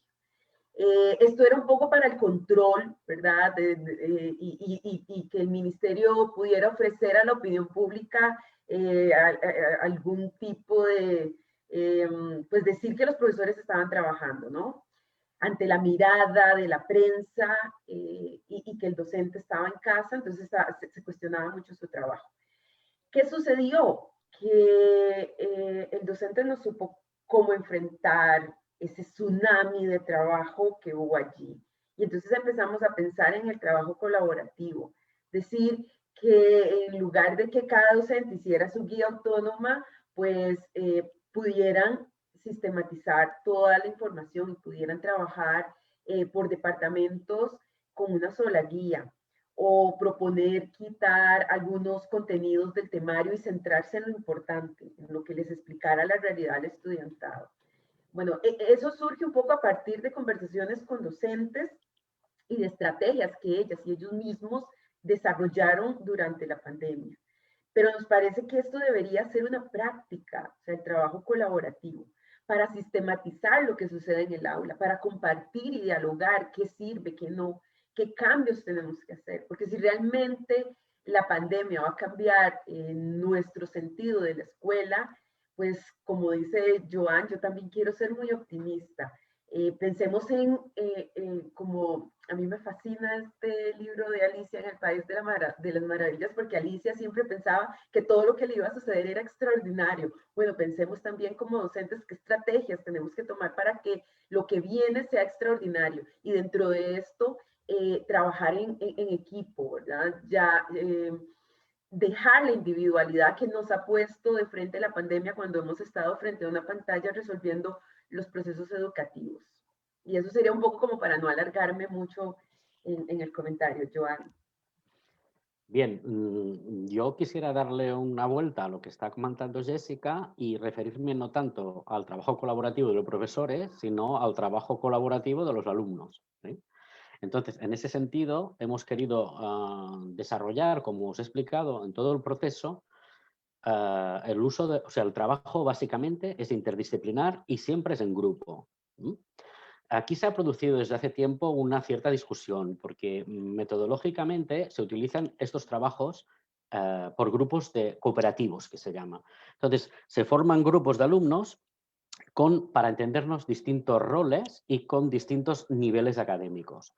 Por lo que suele haber un alumno muy potente en el grupo, un par de alumnos menos potentes a nivel académico, pero capaces, por ejemplo, de tener una gran capacidad creativa o comunicativa, y alumnos con mayores dificultades. De forma que esta manera se desarrolla el trabajo cooperativo. Esta es una forma que tenemos de trabajar aquí desde hace tiempo, en educación primaria y secundaria. Genera sus problemas y yo he llevado muchas discusiones al respecto. Porque a veces el alumno que es más bueno académicamente, ¿no? Es el que se encarga prácticamente todo el trabajo. Y hay algunos que trabajan poco. Estoy hablando de secundaria. En primaria funciona perfectamente.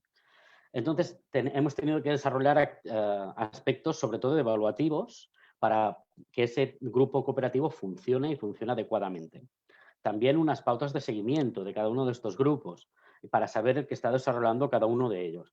Por lo tanto, creo que es fundamental, a su vez que he dicho que era importantísimo el trabajo sobre la información, también creo que es especialmente importante trabajar de forma cooperativa y colaborativa los alumnos. Trabajar individualmente es un aspecto que debemos no rechazar, pero sí hoy en día poner en segundo lugar.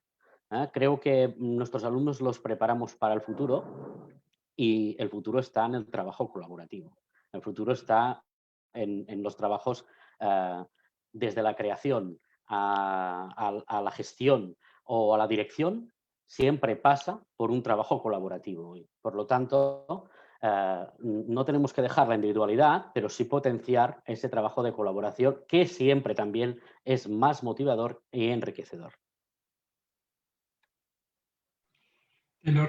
Te lo sostengo ahí, Joan, a partir de un comentario de Nicolás Rodrigo, que está repensando a partir de tu exposición y plantea la importancia de pensar cómo se puede aplicar alguna modalidad de aprendizaje colectivo virtual.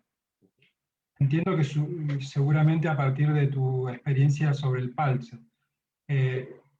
Teniendo en cuenta que la virtualidad ha individualizado más a los alumnos. No sé si comparten ahí Jessica, Joan, con respecto a esta idea de si los estudiantes, además de las experiencias profesionales, han sido también un foco de individuación, ¿no?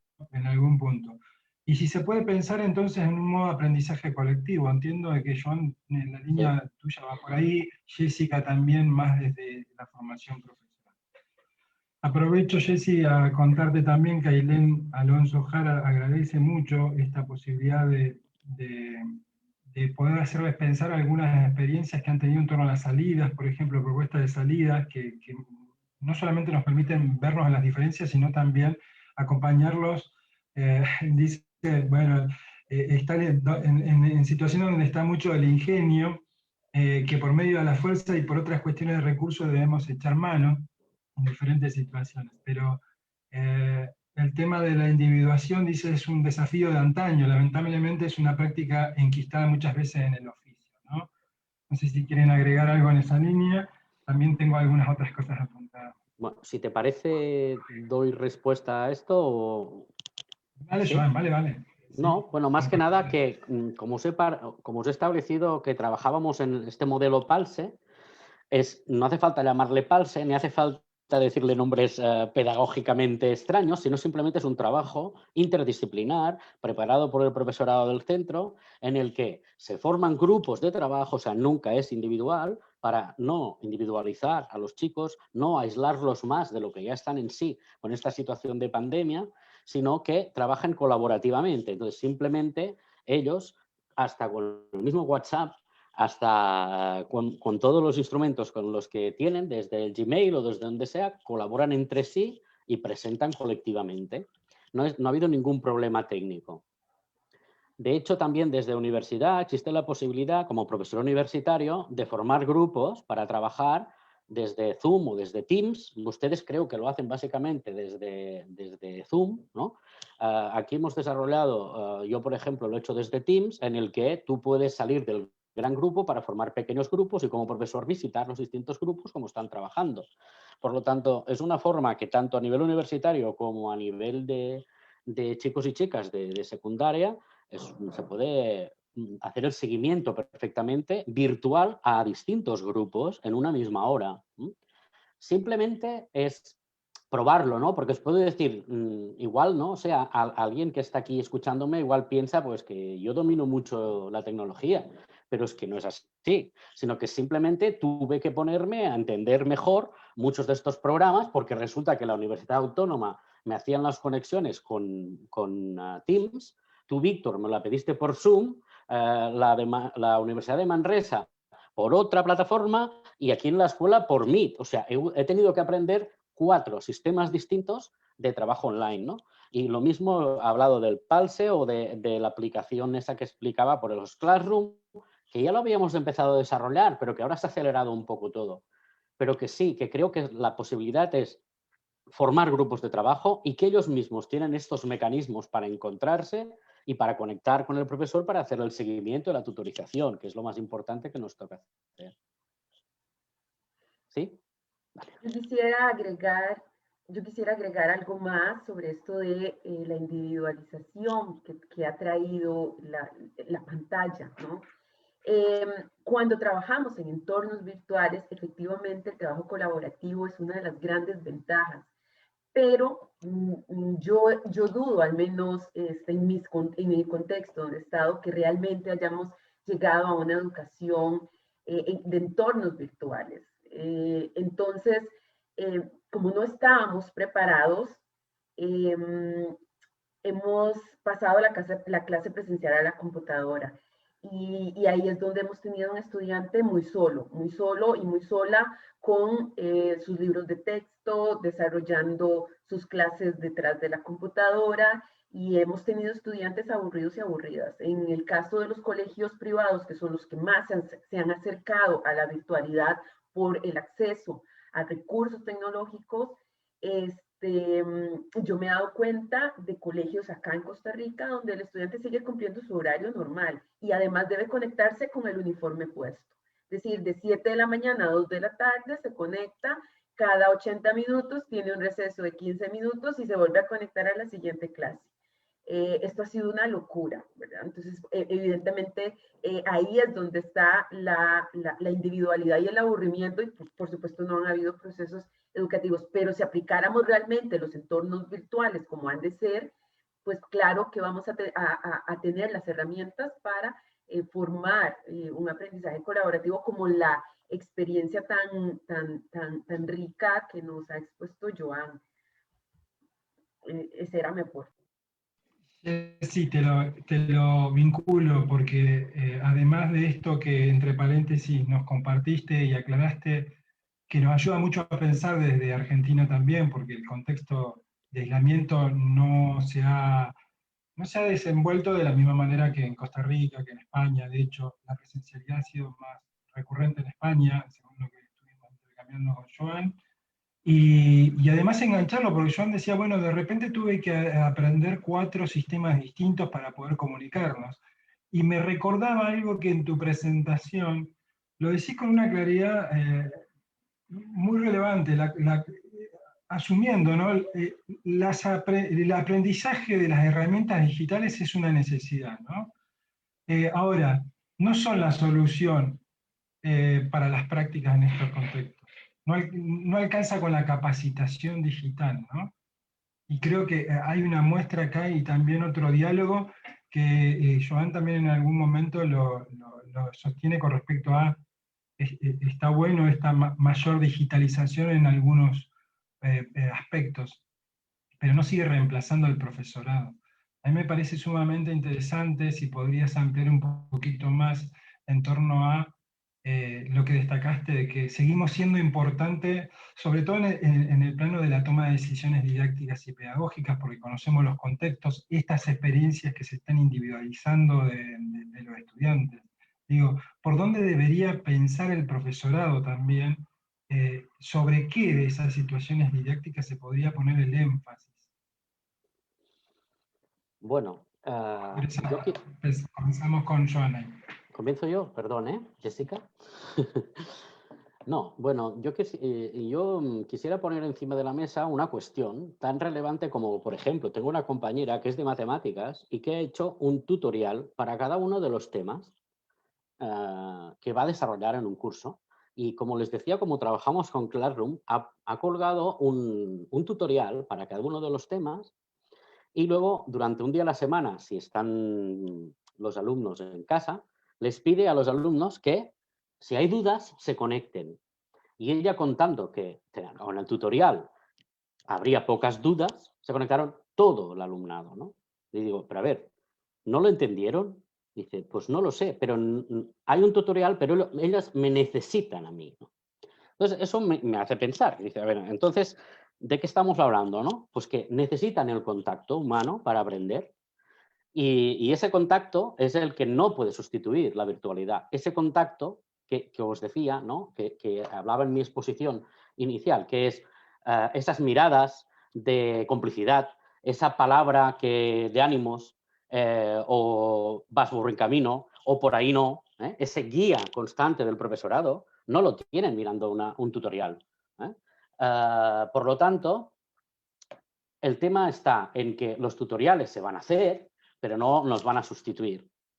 Falta, creo un elemento esencial, que es el afecto, con A, el afecto hacia los alumnos. Y la máquina no transmite ese afecto, esa proximidad, ¿no? Y hoy sabemos que con los adolescentes, si no existe afecto, no hay aprendizaje. O el aprendizaje es mucho más dificultoso, ¿no? Tiene mucha mayor dificultad.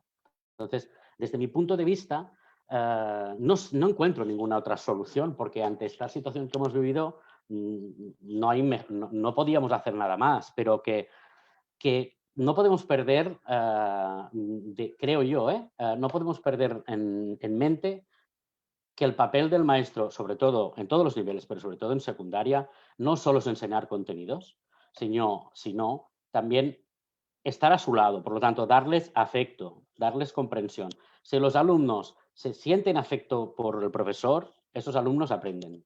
Y eso lo he visto a lo largo de... A veces te hacen cosas y te dicen, ¿estás contento? He sacado un 8 en historia. Digo, no, ya, pero es tuyo. Te he sacado un 8, me dicen, ¿no? Dice, bueno, vale, muy bien, gracias. Pero es como si lo hiciesen por mí, ¿no?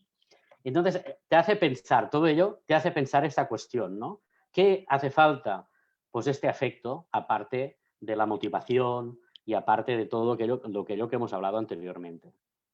Me alargo demasiado, perdón. Pues Joan lo ha dicho de la mejor forma, ¿no? Efectivamente, no podemos sustituir este contacto humano. La educación está basada en eso. A mí me encantó esas conclusiones que el profesor Joan hizo con el tema de las miradas, de la necesidad del rostro. Cuando acá en Costa Rica ya terminamos el semestre en la universidad, pero yo a mis estudiantes les pedía que prendieran las cámaras porque les decía, este es el último vestigio de humanidad que tenemos frente a la computadora, poder vernos los rostros. Poder ver las miradas, que ustedes me den indicios si están aburridos o aburridas, que yo pueda ver sus expresiones. Porque de lo contrario me sentía muy sola y siempre se los dije, ¿verdad? Cuando todos apagaban la cámara, yo les decía, me siento sola, no puedo, yo misma como docente no lo lograba. Y sobre esto también quiero agregar otro comentario que es el de las herramientas digitales. Hoy ha sido importante que las aprendamos, pero antes de la pandemia también lo era, porque interactuábamos, pues no tanto como ahora, pero sí interactuábamos por las plataformas y nos conectábamos a nivel de Zoom, el WhatsApp, el Facebook, ¿verdad? Ya eran unas redes que nos comunicaban y que eran importantes. A mí lo que me preocupa de las herramientas digitales es que vengan a querer, es que, a ver, se han tomado para sustituir el debate sobre los problemas didácticos que tenemos en el aula. Y eso, yo estuve en una conferencia con docentes de estudios sociales acá en Costa Rica, donde el conferencista decía, bueno, es que ustedes ya tienen que dejar de ser docentes, tienen que ser coach, porque el coach, ¿verdad? Que es esta palabra bastante empresarial, es el que sabe llegarle a sus estudiantes, los motiva, les da las herramientas. Y yo dije, no, o sea, yo no renuncio a ser docente. Con todos los problemas que tengo, no renuncio a ser docente porque esta es mi esencia. Libaneo, este escritor brasileño, en didáctica, dice, la didáctica es la ciencia profesional de las y los docentes, porque nos da las herramientas para pensarnos en el aula. Y yo no quiero dejar esas herramientas.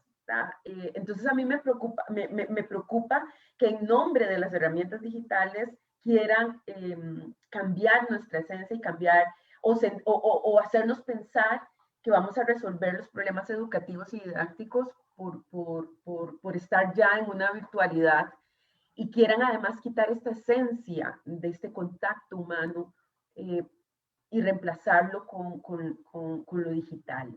Y con esto ya cierro. Jessica, ¿y coincidís con esta idea de Joan con respecto a que hay cosas que llegaron para quedarse también dentro de lo que ves del contexto latinoamericano? ¿Podrías destacar algunas?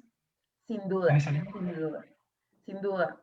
Yo creo que vamos a echar más mano de lo digital para hacer nuestras clases, incluso en la presencialidad.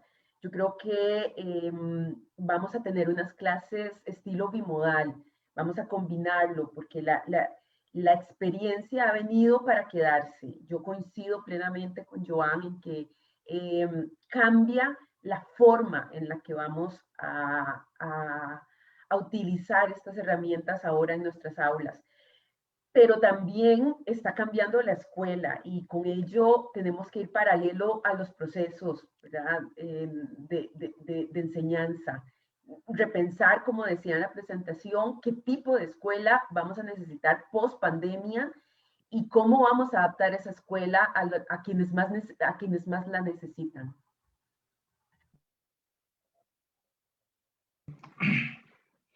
Lo vinculo también, y ahora Joan te pregunto, Jessy dice, o nos comparte el desafío de rediseñar currículum. En algún momento de tu presentación nos compartiste esta línea o esta idea, ¿no? Nos cambia el temario y la metodología, la enseñanza online y virtual. ¿Eso lo ves también como una necesidad, un reto, un desafío en relación a esto de rediseñar currículums o modificar? Bueno, cabe decir un par de cosas. Una es que Jessica ha insistido mucho, y con ello estoy totalmente de acuerdo, en repensar las ciencias sociales, ¿no? En el sentido de que, vale, la virtualidad está bien, pero ¿hacia dónde vamos con las ciencias sociales, ¿no? Entonces, yo creo que el hecho de que utilicemos nueva tecnología, como esta que os he explicado, ¿no? Que en el caso de mi centro escolar, nos da un soporte al cómo enseñar, ¿no? Solo es eso, o sea, un soporte al cómo enseñar desde la distancia, que luego, a su vez, lo podemos utilizar cuando volvemos a la presencialidad, parte de lo que estábamos desarrollando, como ha dicho muy bien Jessica. Pero luego está otra discusión, que es el qué enseñar, y otra, como todos conocéis a Joan Pagès, decía, es el para qué enseñar, ¿no? Y entonces ahí estamos, ¿no? En el cómo hemos quedado de acuerdo que una fórmula utilizable en situación de pandemia o una situación extraordinaria como la encontramos, el uso de las técnicas digitales nos han podido más o menos ayudar.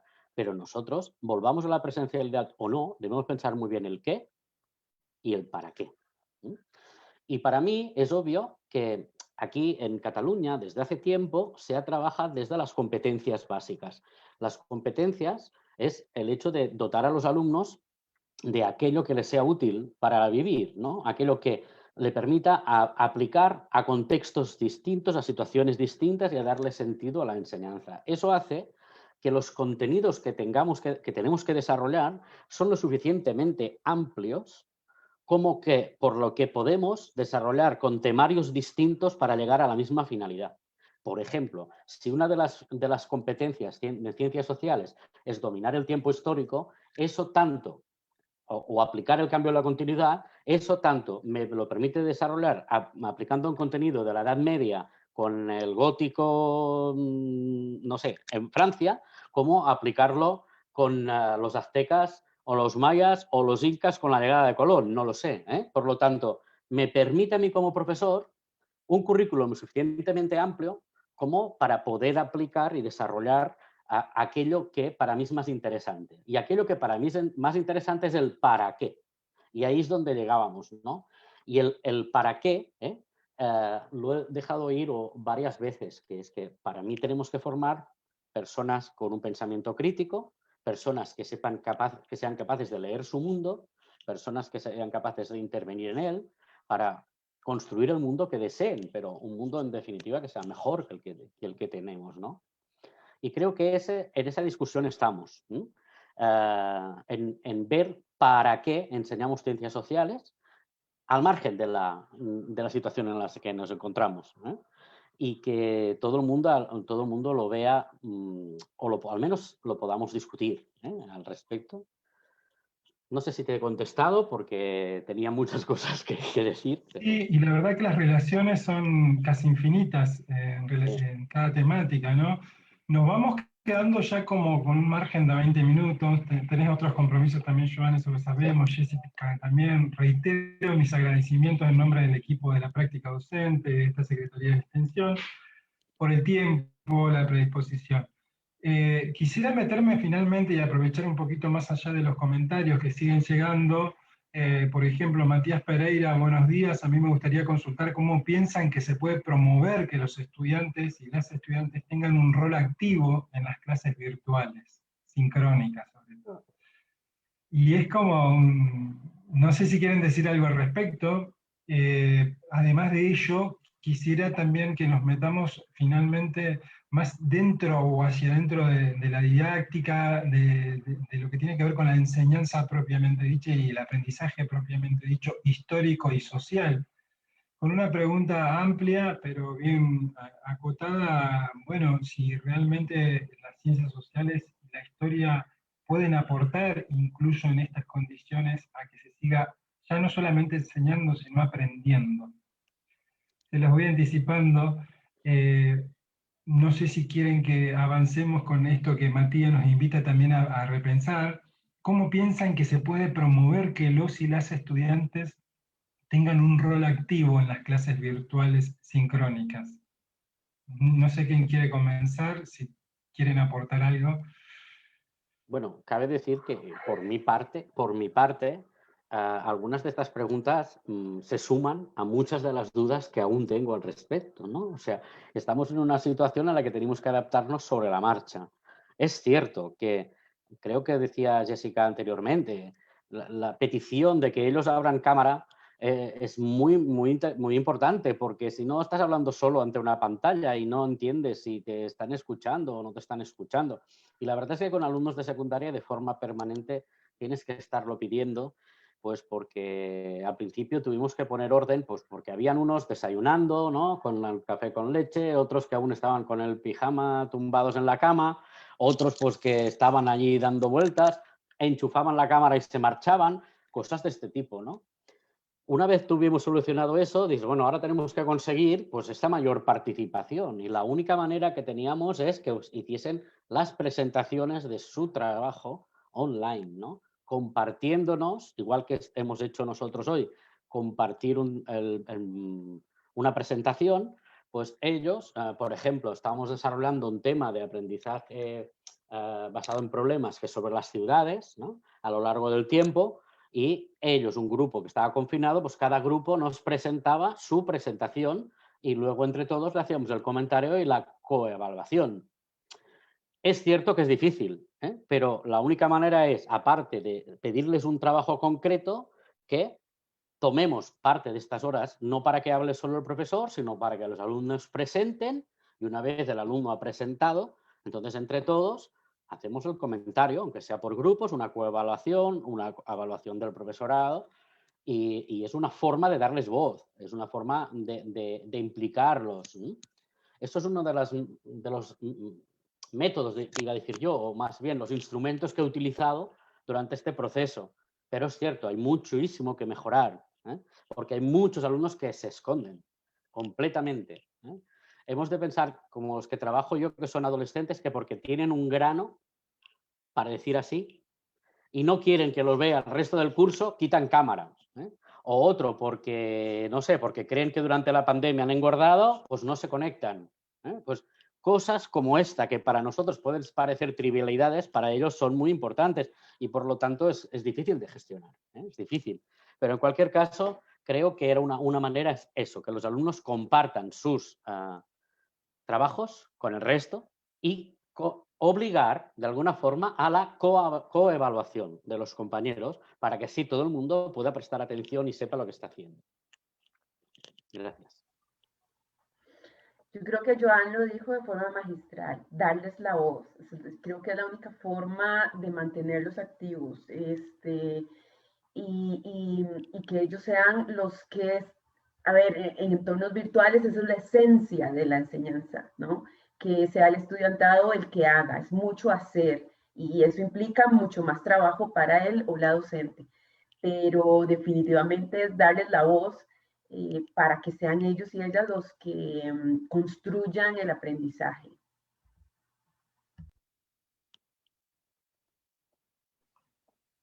Jessy, te invito a poder ir cerrando en este primer diálogo que estamos entablando. Les recupero además a ambos para meternos un poquito más en lo que sucede en torno a la enseñanza y conocer sus pareceres también. En relación a si se puede aprender conocimientos sociales e históricos, si se quiere también en particular, cómo lo están viendo en estas nuevas condiciones que imponen la forzada presencialidad virtual en la que nos hemos movido en algunos escenarios y de manera combinada en otros, como en el caso de España, si se quiere, y por ahí un poco en Costa Rica, ¿no? Digo, se puede seguir pensando, sobre todo por ahí, que hagan el ejercicio empático de pensar quizás en escenarios como en Argentina, donde no tuvimos la posibilidad de tener un contacto presencial, y ayude por ahí a pensar al profesorado de nuestras escuelas del país, en relación a esto, si sabemos que se ha modificado, ¿no? La enseñanza, las propuestas, Joan lo dijo, nos invitó a cambiar temarios, metodología, no es lo mismo enseñar, se ha perdido la socialización, nos aportaste y nos compartiste, Jessica. Ahora, me pensaba con esto, ¿no? Que sigue siendo posible, sin embargo, que ya no solamente enseñar conocimientos sociales e históricos, sino si están viendo si es posible que se aprenda conocimiento social e histórico. No sé, Jessica, te invito a que nos compartas pareceres inicialmente. Yo siento que hoy más que nunca necesitamos el conocimiento social en las aulas. Hoy, a ver, el mundo que tenemos es un mundo de incertidumbres y está bien, porque las incertidumbres nos hacen pensar, pero hay que pensar dentro de unos marcos de lógica y dentro de unos debates que nos permitan hacer la lectura de esa sociedad, y eso nos lo dan las ciencias sociales. Necesitamos aprender ciencias sociales, sí, hoy más que nunca. Necesitamos de la historia, necesitamos de la geografía, de la sociología. Lo ocupamos con urgencia, pero lo que no ocupamos es una historia, es una geografía o una sociología que se centra en el dato. Bien lo decía Joan, o sea, necesitamos enseñar a pensar a nuestros estudiantes. Necesitamos desarrollar el pensamiento histórico, necesitamos desarrollar el pensamiento social, el geográfico, precisamente porque esas son las herramientas que les permiten ubicarse dentro de estas incertidumbres y entenderlas. Y son ellas y ellos quienes van a darle respuesta a las preguntas y a los problemas que tenemos hoy. Entonces, requerimos repensar como docentes de ciencias sociales o de estudios sociales, como les llamamos acá en Centroamérica, necesitamos repensar qué es lo que vamos a enseñar, el sentido de lo que estamos enseñando, ese para qué que nos recordaba el profesor Joan, del profesor Joan Pallés, ¿verdad? Darle un sentido a esos datos, darle que los mayas, los incas, los aztecas, la misma Edad Media tengan un sentido en nuestro presente, no simplemente el dato por el dato. Entonces, pues con esto concluyo y también aprovecho para agradecer. Este diálogo está muy, muy interesante, los comentarios fascinantes y la conducción ha sido maravillosa. Así que muchas gracias. Bueno, gracias, Jessy. Joan, todo tuyo el espacio. Sí, bueno, voy cerrando, ¿no? Entonces, Víctor, por lo que entendí, sí. Bien, bueno, pues has hecho una pregunta ahora, en esta última intervención, que has dicho si somos capaces de enseñar, pero has dicho si son también capaces de aprender. Es que si ellos no son capaces de aprender, mi sentido como profesor desaparece, ¿no? Entonces, yo he focalizado todo mi proceso de enseñanza basándome en la comprensión. Si no me pueden comprender, voy a dejarlo, seguro. Porque, como decía Jessica, dar datos por datos y memorizarlos al máximo no me sirven para nada. A veces cuento la anécdota de cómo empecé con esto del mundo de la didáctica. Si me permite, seré muy breve. Solo fue con un grupo de primero de secundaria que yo llevaba, que era un grupo extraordinario, de los pocos que he tenido extraordinarios, que me hacían feliz cada mañana cuando venía a trabajar.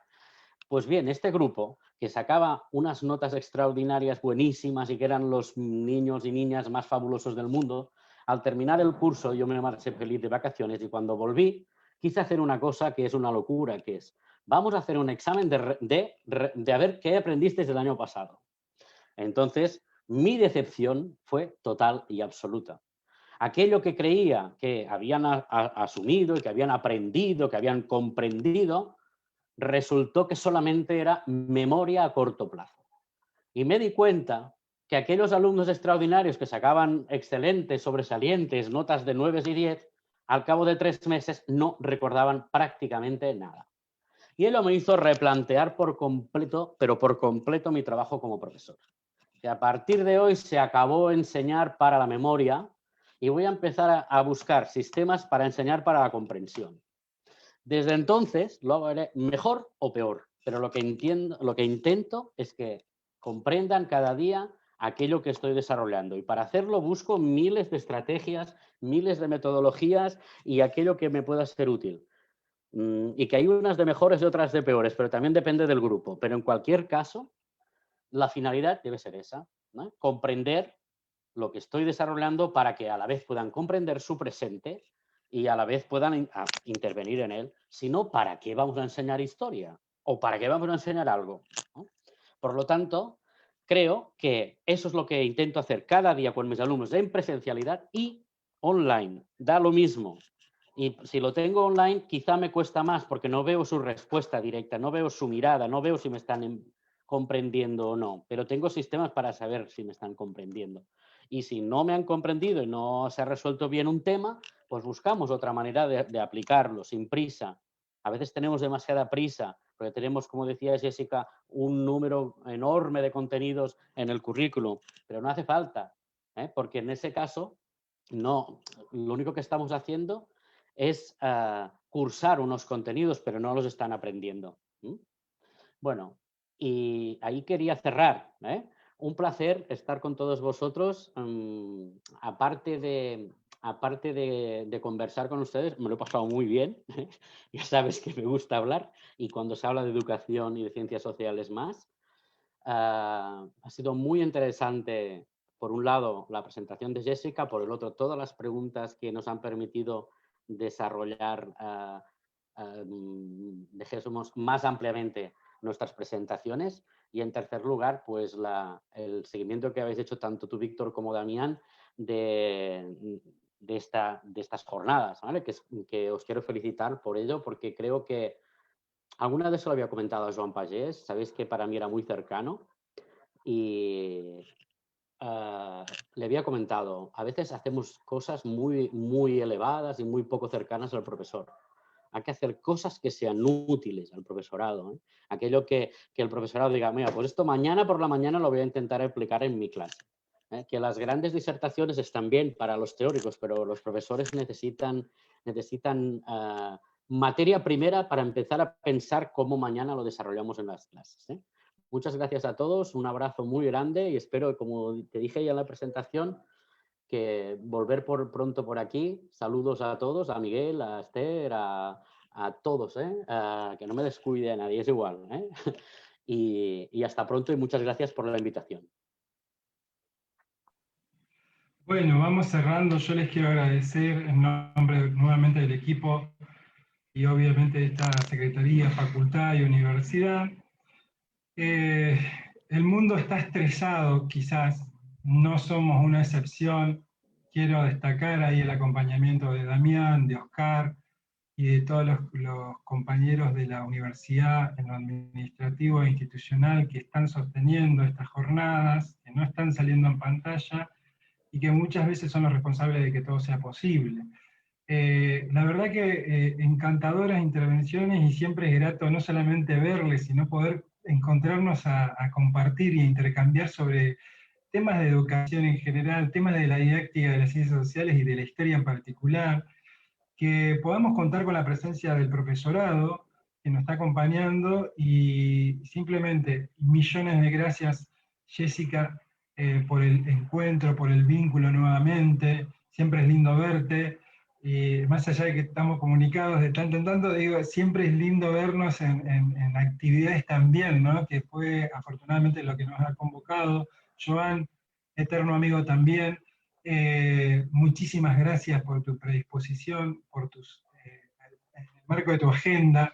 Agradecerte mucho que nos puedas acompañar también a nosotros en estas jornadas, como a Jessica también. Y finalmente y últimamente, invitarlos, vamos a darle cierre a este primer encuentro.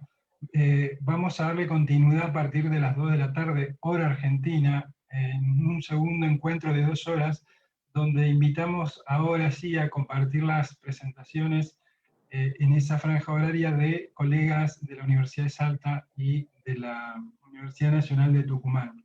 En particular, nos van a acompañar con la coordinación del especialista Gerardo Añagual, quien va a estar acompañándonos en el espacio, las presentaciones de Estamos en la virtualidad, la experiencia de las prácticas docentes en Salta. Intervención a cargo de la magíster Karina Carrizo, junto a su equipo de colegas con quienes llevaron a cabo la experiencia en ese contexto. Y en segundo lugar, a cargo de la profesora Ana Kudmani, que nos va a acompañar con sus estudiantes también, con quienes sostuvo la experiencia titulada Las prácticas de la enseñanza en contexto de pandemia, el desafío de lo inesperado y los aprendizajes compartidos frente a la diversidad de sujetos, espacios y recursos. Todos y todas más que invitados a seguir acompañándonos, y muchas gracias nuevamente por el espacio, Damián, y por este encuentro, colegas, en torno a las prácticas de enseñanza de la historia de las ciencias sociales. ¿Ah? Luego, un abrazo y buen descanso. Muchas gracias a ustedes. Estamos en contacto, abrazote.